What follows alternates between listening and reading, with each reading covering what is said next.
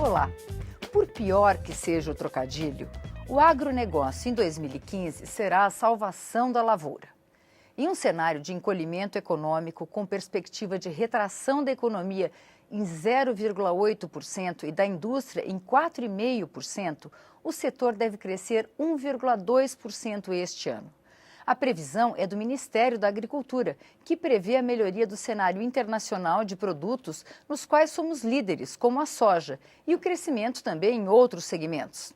Para conversar sobre as perspectivas do setor, o Brasil em Debate, da Rádio TV Câmara, recebe hoje os deputados César Halum, do PRB do Tocantins, e Heitor Chu, do PSB do Rio Grande do Sul. Deputados, qual a explicação para esse bom desempenho da agricultura, do agronegócio no Brasil, mesmo diante de um cenário econômico bastante crítico? Seria o fato de o agronegócio estar voltado para fora do Brasil e não para o mercado interno, deputado Heitor? Olha, primeiro é preciso dizer de que a salvação da lavoura nesse ano é o setor agropecuário e também foi nos últimos anos, porque quem trouxe dinheiro novo para dentro do Brasil com as exportações de tabaco, de carnes, de commodities, da soja, foi sem dúvida nenhuma a agricultura e a pecuária. E a partir daí que a nossa economia se desenvolve. O país, historicamente, é um país agrícola, é um país rural, é um país que tem essa vocação para produzir. Aqui tem gente com amor à terra, aqui tem clima, aqui tem sol e aqui tem chuva e, portanto, acho que quando nós somamos tudo isso, nós podemos avançar ainda muito mais. Claro que também temos os nossos problemas, as nossas dificuldades, os nossos desafios. Eu, por exemplo, que sou gaúcho e percebo lá no cotidiano da nossa agricultura familiar, que tem quase 400 mil famílias da agricultura familiar, da pequena propriedade, a sucessão rural é o grande tema. E a renda. O jovem do meu tempo, de 40 anos atrás, se contentava com qualquer coisinha de fim de ano, de um presente. Hoje não. Tem que ser uma moto, tem que ser um tablet, tem que ser um celular, última marca e modelo. Então as coisas evoluíram. O mundo rural é outro. Nós avançamos a partir do crédito, nós avançamos a partir do Pronaf, nós avançamos em muitas questões. Agora também é fundamental a gente ter claro aqui de que precisamos avançar na infraestrutura. Assim como o jovem da cidade quer acesso à internet, o jovem do interior também quer. Ele também quer se comunicar com o mundo. Hoje ainda, por exemplo, no meu estado, nós temos 120 mil pequenas propriedades que têm energia elétrica monofásica, deputado César. Monofásica é como não ter nada. O cara tem o quê? Luz. Ele não pode comprar um equipamento porque não tem força. Se ele ligar o equipamento, cai a rede inteira e amanhã ele está comprando um gerador. Então essas questões de infraestrutura, nós avançamos um pouco, mas temos que ainda dar um passo muito significativo e as políticas públicas precisam avançar para isso. Nem tudo são rosas e flores no meio rural, na agricultura familiar. Temos coisas importantes nas conquistas já presentes, mas nós precisamos avançar. Eu acho que quando nós falarmos em agricultura, sempre é bom ter claro. Se nós quisermos avançar, precisamos investir no ser humano, na assistência técnica e na extensão rural. Deputado César Halum, qual o segredo do agronegócio para, como disse o deputado Heitor Chu, estar sempre à frente na economia nos últimos anos do país? O Brasil descobriu a sua vocação e investiu nisso. Infelizmente, o investimento foi mais da iniciativa privada do que do próprio governo.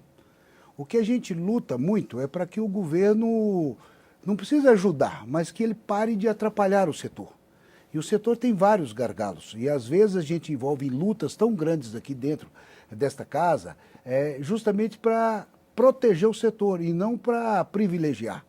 Por exemplo, nós perdemos 6 meses nessa casa aqui discutindo uma medida provisória que queria o emplacamento de veículo rural, ou seja, eu colocar uma colheitadeira, um trator, um arado para pagar IPVA. Esses veículos não andam na rua, não são obrigados a manter as estradas. E foi uma luta grande. Agora, felizmente, o governo enxergou e esqueceu dessa medida provisória. Nós não vamos ter esse problema mais. Mas veja bem, a energia que nós poderíamos gastar para corrigir alguns problemas, ou para enfrentar os gargalos que temos, às vezes ficamos gastando com demarcação de terras, com laudos fraudulentos que a FUNAI arruma para demarcar terras indígenas, que pega áreas altamente produtivas e querem desocupar. Essas coisas é que o país precisa parar. Nós vamos ter quando eu digo nós, porque eu sou envolvido com o setor, não sou produtor rural, mas eu defendo o agronegócio. Veja bem, nós vamos crescer 1,2%, poderíamos crescer muito mais. Por que não vamos crescer? É o problema do preço das commodities. Nós tivemos a queda do preço lá fora. Então, para você ter uma ideia, um bushel de soja que custava $15, hoje lá fora é $9. O de milho, que era 5, hoje é 3,5. Então, a renda, o valor arrecadado com a nossa produção diminuiu. Se não fosse isso... A desvalorização do dólar não ajudou, do real não ajudou nessa... Compensou a manter os custos, mas não deu margem, porque nós ainda vivemos da importação de vários insumos. Então, quando eu tenho a correção do câmbio, se melhora para um outro lado, mas depois eu vou lá importar os insumos, lá vai embora a minha vantagem do câmbio. Né? Nós temos hoje, tramitando nesta casa, inclusive é de minha autoria, um projeto de lei que autoriza a fabricação de os insumos agrícolas genéricos, que é justamente para fugir das patentes e fugir desses royalties e baixar o custo. Porque hoje 30% da agricultura brasileira vai contrabandear adubo lá no Paraguai por causa de preço. E nós precisamos parar com isso.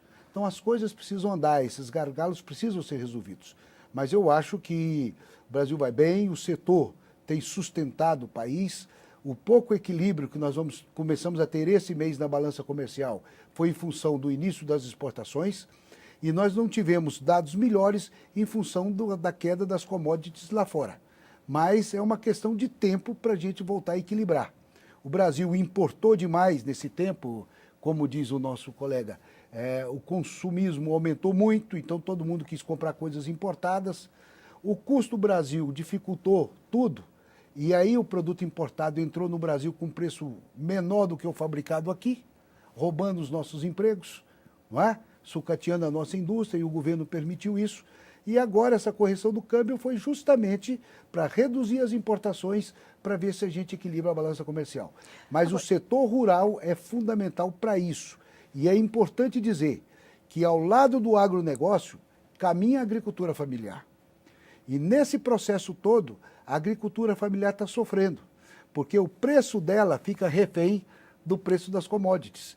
E aí a agricultura familiar tem dificuldade de acessar a tecnologia. E na hora que os preços são ruins, a gente ganha no volume. Então, eu queria depois a gente conversar mais detalhadamente sobre a agricultura familiar, mas o senhor tocou num ponto que eu gostaria de abordar. Os analistas têm apontado que a agricultura, o agronegócio, que é criticado por não ter um maior valor agregado, né, exportar o produto in natura, que na verdade ele tem crescido tanto porque ele tem ganhado com muito investimento em tecnologia, que ele tem ganhado em produtividade porque ele tem investido muito em tecnologia. Eu gostaria que os senhores falassem sobre isso, como é que os senhores veem essa questão, se isso realmente é um setor muito dinâmico nessa área tecnológica. É dinâmico, com certeza. As coisas mudam, as coisas evoluem. Agora, tem uma máxima nesse processo todo, que quando o agricultor, o pecuarista, quando ele vai fazer a lavoura ou vai montar a sua atividade, ele vai começando comprando os insumos. E ele chega lá na agropecuária e diz, quanto custa o adubo, quanto custa a ureia, quanto custa a cerca, quanto custa o arame, quanto custa... Ok? Ele não põe preço naquilo que ele compra. Ele leva tudo para casa, enterra na terra, reza todo dia para chover, para ter safra boa, para a economia ir bem, para o dólar ficar naquele equilíbrio, para o diesel não subir demais, para a energia não estourar, e quando ele está com a safra pronta, não interessa. Pode ser o soja, pode ser o milho, pode ser o suíno, não interessa, todos eles estão na mesma situação, ele chega e diz, quanto você me paga pelo meu produto? Por quê? Porque as políticas públicas ainda não chegaram nesse ponto. Temos crédito? Temos. Mas, por exemplo, assim, a garantia. Bom, eu vou produzir para este consumidor. Isso nós ainda não temos. Então, o agricultor, na verdade, ele é um produtor, um empresário, um empreendedor, meio que um faz-tudo. E muitas vezes o socorro dele é ele mesmo, a família dele, é o sindicato dele, a associação de produtores, a assistência técnica que presta serviço para ele e que, na verdade, o governo, que em muitas dessas culturas e atividades fica com o bolo maior, a fatia melhor, só olhando de fora o setor se organiza por conta, ainda faz muito pouco, como disse o deputado César. Deputado, como é que o senhor vê essa questão do investimento em tecnologia? Hoje se investe muito no campo? Sim, eu acho que investe muito no campo. O outro problema sério que o produto nosso tem é que nós somos refém do mercado. O governo não nos dá nenhuma proteção. E o governo brasileiro, ele precisa negociar o produto acabado lá fora e ele não consegue fazer isso. Então, essas relações internacionais de comércio, nós temos nos perdido nesse ponto. Então, por exemplo, a China não compra aço do Brasil, mas compra o minério de ferro. Tá? Eles não querem comprar o nosso óleo de soja, quer comprar a soja. Então, nós temos que vender o que eles querem comprar. Então, essa relação comercial aí é que nós precisamos melhorar muito. O Ministério, o MINC, precisa melhorar isso, né? O Itamaraty precisa melhorar essas relações, porque quando nós temos oportunidade na América Latina de poder fazer isso, eles vão lá porque da América Latina são parceiros ideológicos, eles entregam tudo de graça. Não é? Então, não é que o produtor não termina o produto dele. Nós temos que vender o que eles querem comprar. Nós somos refém disso. Nós precisamos melhorar muito nesse setor e é a hora que o governo precisa entrar. Precisa melhorar a sua fórmula de comercialização. Já tivemos ministros de agricultura que foram muito bons nisso, que abriram os mercados de carne na Europa para o Brasil, que eram ministros da agricultura, que eram verdadeiros mercadores, que chegavam lá e sabiam vender o nosso produto, melhorar o nosso produto para a venda, melhorar a nossa lucratividade, coisa que hoje nós não temos. Olha, para vocês terem uma ideia, nós tivemos agora recentemente uma greve dos caminhoneiros e o setor alertando. Está faltando adubo, está faltando combustível para começar a colheita, está faltando a ração para os animais. Começou a haver canibalismo nas granjas de suíno e tudo, um animal comendo outro por falta de alimento, porque os caminhões estavam parados, não levavam ração. O governo não se mexeu. Depois que estrangulou tudo, 7, 8 dias depois da greve é que abriu uma negociação. Essas coisas a gente tem que ser rápido.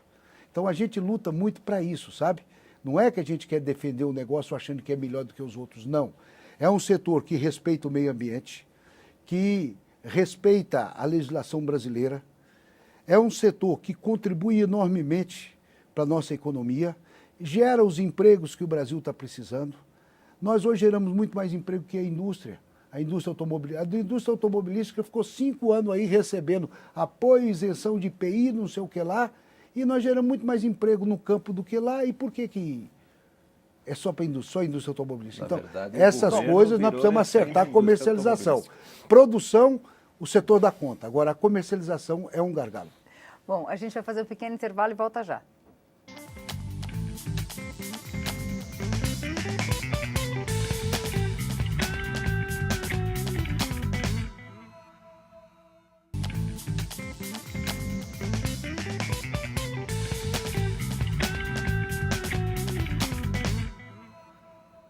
O Brasil em Debate está de volta, hoje discutindo os rumos da agricultura no Brasil com os deputados Heitor Chu, do PSB do Rio Grande do Sul, e César Halum, do PRB do Tocantins.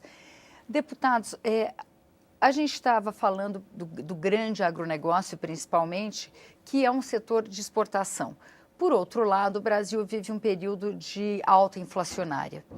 E basicamente, quem produz para o mercado interno não é a agricultura familiar, mas é o pequeno produtor. E eu gostaria de saber se esse pequeno agricultor e a agricultura familiar estão hoje devidamente assistidos. Na opinião dos senhores, que eu sei que os dois, ambos têm experiência nessa área, têm contato com essa área. Deputado César Halum, como é que o senhor vê essa questão? Hoje o pequeno produtor, hoje a agricultura familiar tem assistência suficiente? Eu creio que não. São muitos esforçados, mas o principal, que é a assistência técnica, o governo não tem conseguido fazer chegar. Eles não estão tendo acesso às tecnologias. A Embrapa fez uma revolução no Brasil, colocou nossos produtos no mundo, somos os maiores exportadores de grãos, Só que as tecnologias da Embrapa não chegam na agricultura familiar, porque falta o técnico extensionista rural para chegar lá. Quando, agora, há 2 anos atrás, a presidente Dilma criou aí um órgão federal. Asbraer. Não, a Asbraer é dos extensionistas. Mas ela criou aí um órgão federal que é para poder dar assistência. Só que faz 2 anos e não regulamentou, quer dizer, nós perdemos tempo demais. Precisamos levar para a agricultura familiar o acesso à tecnologia. São pessoas que têm pouco conhecimento da área. Muitos foram levados para a agricultura familiar por movimentos sociais que achavam que devia mobilizar, então pegou um açougueiro, um carpinteiro, botou lá para arrumar um pedaço de terra e tal. Ele precisa entrosar e viver aquilo. A família dele precisa viver daquilo. Não é? Então precisa dar assistência técnica a eles. Essa é uma falha muito grande. Abriu o crédito, o Plano Safra tem contemplado, o Pronaf foi bom, mas mostrou uma outra realidade no Brasil, que dizia que o agricultor brasileiro era caloteiro. Pegava o dinheiro do banco, não pagava e era caloteiro. Aí a maioria hoje são financiados pelas trades, porque não tem um crédito no banco para tirar o dinheiro. Então já fica amarrada a sua produção. Os Pronafs também tiraram dinheiro do banco, também não deram conta de pagar. Então o problema não é o agricultor, é a política que está errada. Não é? Então as experiências foram feitas, nós precisamos melhorar isso. O crédito avançou, mas a assistência técnica não. E auxiliar esse povo na comercialização. Aí sim eu acho que a agricultura familiar vai dar uma boa contribuição para o país. Tem um ministério próprio para cuidar disso. Então é preciso avançar. Mas esse é um ponto fundamental, acessar a tecnologia que eles não têm. Para você ter uma ideia, enquanto no agronegócio você consegue produzir 10 toneladas de milho por hectare, na agricultura familiar produz 2 toneladas de milho por hectare. No agronegócio, a margem de lucro está muito pequena, mas como tem volume, acaba sobrando dinheiro. Na agricultura familiar não tem volume de produção, ele se perde. Não é? É isso que nós precisamos melhorar. A gente tem procurado fazer isso, apresentado projetos nesta casa importantes para baixar custo e para dar assistência técnica. E espero que agora, com a nova ministra da Agricultura, que inclusive é do meu estado e eu conheço o seu trabalho, ela tem um foco muito grande nesse setor. Eu espero que o governo federal abra sua mente para enxergar esse caminho da assistência técnica. Deputado Heitor Schultz, o senhor que é de um estado que tradicionalmente era de pequenos produtores, como é que o senhor vê essa questão? E qual o papel da Emater aí para esse segmento? Bem, antes eu quero dizer de que na agricultura familiar nós temos praticamente 3 grupos. Um grupo de agricultores consolidado, que gira em torno de 30% a 40% deles. Com safra boa, preço bom, todo mundo vai bem, mas esse se sobressai. Nós temos depois um outro grupo também, no torno de 30% a 40%, chamados agricultores em transição. Eles vão bem se a safra é boa, o tempo ajuda e o preço colabora. E tem um outro extrato de 30% a 40% dos agricultores familiares chamados periféricos. Moram normalmente nas terras mais dobradas, muito serviço braçal, pouca tecnologia, acesso ao crédito extremamente complicado, terras muito pequenas para fazer um projeto um pouco maior e que normalmente esses também são os que dependem mais das políticas públicas. E nesse cenário é importante dizer o seguinte: a corda sempre arrebenta no lado mais fraco. Então, se não tem assistência técnica para o periférico, em transição, ou para o agricultor consolidado, todo sofre. Mas o consolidado às vezes tem um pouco mais de conhecimento, tecnologia, um filho que fez um curso, enfim, ele se defende mais. Nós, lá no Rio Grande do Sul, estamos passando por um problema seríssimo com relação à nossa Emater. Ela perdeu o certificado de filantropia. Ou seja, ela estava equiparada a uma universidade, não é uma empresa pública, uma das poucas que é uma empresa que tem um sistema seletista, de contratação inclusive, faz um trabalho muito bom na assistência técnica, na extensão rural, na promoção social e que inclusive nos últimos anos conseguiu fortalecer as suas atividades, suas ações em diversos campos, inclusive no setor da agroindústria, que é outro tema de legislação que tem uma reserva de mercado muito fechado e que o pequeno não consegue sair do seu casulo. Aí ele mora num município, não pode vender no município ao lado. Mas vem cá, só porque tem uma ponte no meio, Então, essas coisas, a Emater nossa, inclusive, tem trabalhado muito. E acho que esse tema de assistência técnica, extensão rural, é o oxigênio para o agricultor. A Embrapa descobriu algo novo, bom, bonito, funciona. Mas não se faz assim. É o técnico. Não se faz ainda essa comunicação via satélite. Precisa ir lá, reunir o pessoal, mostrar. Nós, inclusive, no nosso Rio Grande do Sul, temos diversas feiras em que a feira não tem mais a máquina exposta. É a máquina funcionando, porque o agricultor quer ver o barulho da máquina, ele quer ver a fumaça subindo, ele quer ver a poeira levantando, e essas feiras têm trabalhado um pouco aquilo do teste de São Tomé. Ah, mas a máquina é tão bonitinha que não, eu quero ver trabalhando, eu quero ver a tecnologia funcionando. Então, nós, por exemplo, nessa questão, temos uma contribuição muito grande da assistência técnica, inclusive com a ajuda dos municípios que também têm contribuído bastante. O estado do Mas Rio falta Grande do muito. Sul, o Rio Grande do Sul é muito avançado, né? Um modelo para o Brasil na produção agrícola e tal. É diferente do meu estado, no Tocantins. O estado tem 26 anos, então a agricultura familiar está iniciando, os produtores sem conhecimento, nós não temos o que eles têm. Por exemplo, o produtor de tabaco no Rio Grande do Sul, ele tem um mercado garantido, ele tem uma Souza Cruz que compra o tabaco dele, ele já trabalha, sabe para quem vai vender, é diferente. É o que ele chama de consolidado. O que nós não temos. Os estados, a região norte e nordeste do Brasil sofre muito. Está muitos anos atrás disso. Tá? Muitos anos atrás. Então é preciso realmente tratar o Brasil da maneira que precisa ser tratado. Nós não podemos tratar de forma igual aqueles que são desiguais. O governo precisa enxergar isso. Existe uma questão que é um pouco uniforme. A gente vê aqui no Congresso, já faz algum tempo que não se... Mas sempre existem as renegociações de dívidas, que em geral são dos grandes produtores. Os pequenos produtores têm o problema crônico de pagar as dívidas, porque esse problema, as safras não são previsíveis, né? Nós passamos no momento por uma grande seca em grande parte do país.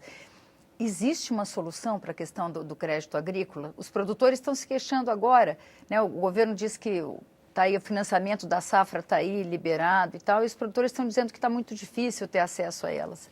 Deputado César. É gravíssimo. Para a gente encerrar com essa questão bem facilzinha. Eu vou te dar um exemplo. Uma das formas de garantir esse pagamento das dívidas, tudo era o seguro agrícola, que de uns 5 anos para cá melhorou, eu tenho o seguro.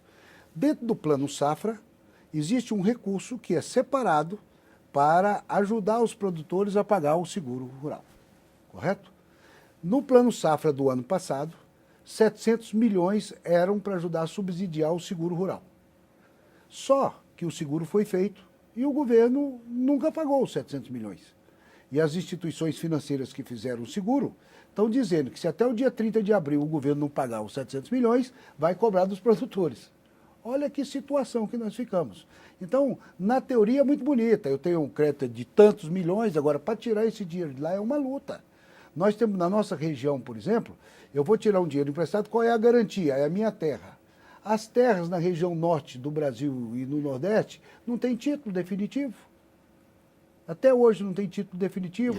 Arrumaram aí o INCRA, não dá conta, passa 20 anos no titula a terra de uma pessoa, né? Criaram programas especial, o tal de Terra Legal, que era para fazer 150 mil títulos de terra na região norte em 3 anos. Em 3 anos conseguiram fazer 28 títulos dos 150 mil que se propuseram.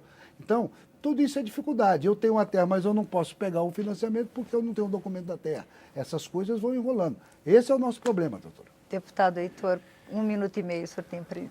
1 minuto e meio é uma eternidade. Dá para dizer que esse tema do seguro, o melhor seguro é chuva abundante, safra cheia e preço bom. Mas isso a gente não pode garantir. Não tem. Nós não controlamos. Né? E aí, em algumas situações, nós vivemos no Brasil a política do escambo. Se vende geladeira para a Argentina, que estão falidos, não pagam, e aí eles resolvem exportar para nós leite, queijo, trigo, entre outros produtos agrícolas, pagando essa conta. E o nosso produtor fica no prejuízo. Assim nós temos o problema do alho, que é esse escambo com a China também, que, entre outras coisas. Então, acho que nessa questão da agricultura ainda nos falta organização, planejamento, trabalhar as questões dos custos. E, por exemplo, tem muito agricultor que paga, por exemplo, energia elétrica como se fosse para bonito. É um insumo. Devia ter um tratamento diferenciado. O tema de irrigação. Irrigação me garante a produção? Garante. Bom, mas por que então tem que pagar ICM sobre o equipamento de irrigação?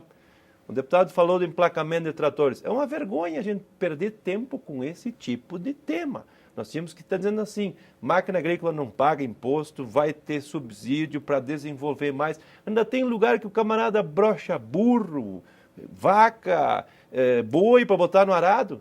Isso já devia estar fazendo parte do passado. A máquina produz mais, o trabalho é mais fácil, produz-se melhor, mas nós ainda temos gente que todo santo dia tem que pegar a carroça para puxar um pasto, para dar para as vacas, enfim. Nós ainda temos muito que avançar, mesmo lá no Rio Grande do Sul também, deputado. Muito obrigado, deputado Heitor Chu. Muito obrigado, deputado César Halum. O Brasil em Debate termina aqui. Se você quiser rever este ou outros programas, vá à nossa página câmara.leg.br/Brasil em Debate. Eu agradeço a sua audiência e te espero em nossas próximas edições. Até lá.